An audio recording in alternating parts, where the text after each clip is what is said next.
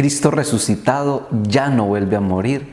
La muerte ya no tiene dominio sobre él. Familia, feliz y bendecido lunes 2 de mayo. Les traigo la alegría del Evangelio para este día y coloco en esta reflexión a cada uno de ustedes, cada una de sus necesidades, para que reflexionando el Evangelio, para que meditando la palabra de Dios, pues el Espíritu Santo nos vaya iluminando, nos vaya guiando y nos vaya dando a cada uno esa palabra de gracia, esa palabra de luz que cada uno de nosotros necesitamos en la familia, en el trabajo, en la vida personal. Familia, del Evangelio para este día está tomado del capítulo 6, versículo 22 al 29 del evangelista San Juan. Después de que Jesús hubo saciado a 5,000 hombres, sus discípulos lo vieron caminando sobre el lago. Al día siguiente la gente se había quedado al otro lado del lago. Notó que allí no había habido más que una lancha y que Jesús no había embarcado con sus discípulos, sino que sus discípulos se habían marchado solos. Entre tanto, unas lanchas de Tiberíades llegaron cerca del sitio donde habían comido el pan sobre el que el Señor pronunció la acción de gracias. Cuando la gente vio que ni Jesús ni sus discípulos estaban allí, se embarcaron y fueron a Cafarnaún en busca de Jesús. Al encontrarlo en la otra orilla del lago le preguntaron: Maestro, ¿cuándo has venido aquí? Jesús les contestó: os lo aseguro, me buscáis no porque habéis visto signos, sino porque comisteis pan hasta saciaros. Trabajad no por el alimento que perece, sino por el alimento que perdura, el que os dará el Hijo del Hombre, pues este lo ha sellado el Padre Dios. Ellos le preguntaron: ¿y qué obras tenemos que hacer para trabajar en lo que Dios quiere? Jesús respondió: la obra que Dios quiere es esta, que creáis en el que Él ha enviado. Palabra del Señor. Gloria a ti, Señor Jesús. Familia, recordemos que siempre en el tiempo de Pascua se lee el texto de la multiplicación de los panes. Y este milagro lo tienen los 4 evangelios, pero hay algo especial en el Evangelio de San Juan. El Evangelio de San Juan no solamente le interesa el hecho de la multiplicación de los panes, sino le interesa el signo de la multiplicación de los panes, le interesa su significado. ¿Y cuál es la diferencia entre el hecho de la multiplicación de los panes y el significado?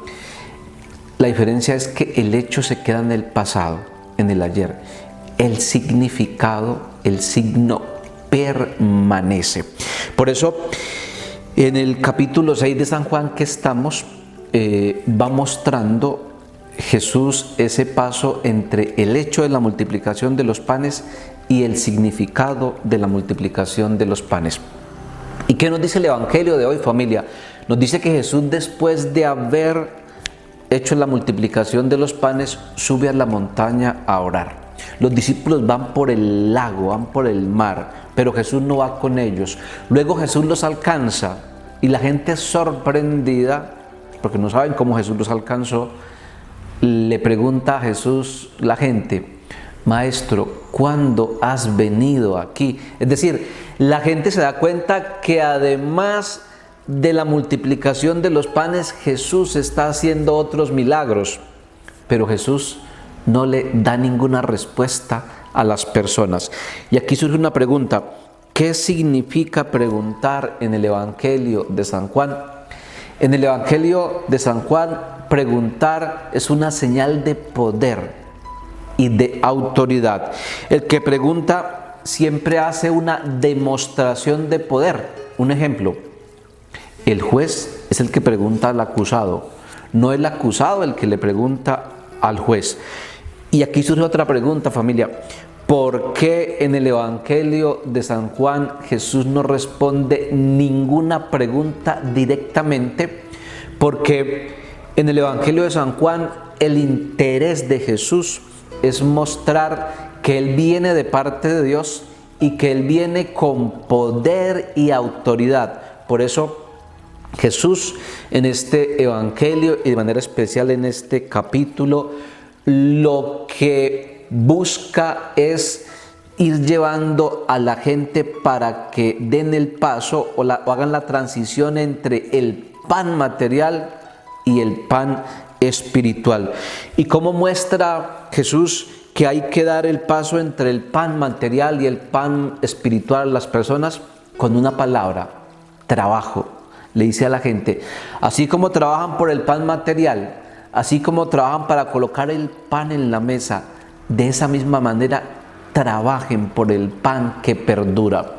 Y surgió otra pregunta: ¿cuál es ese pan que perdura? Ese pan que da la vida eterna, ese pan que perdura, que da la vida eterna, es el que puede darnos solamente nuestro Señor Jesucristo.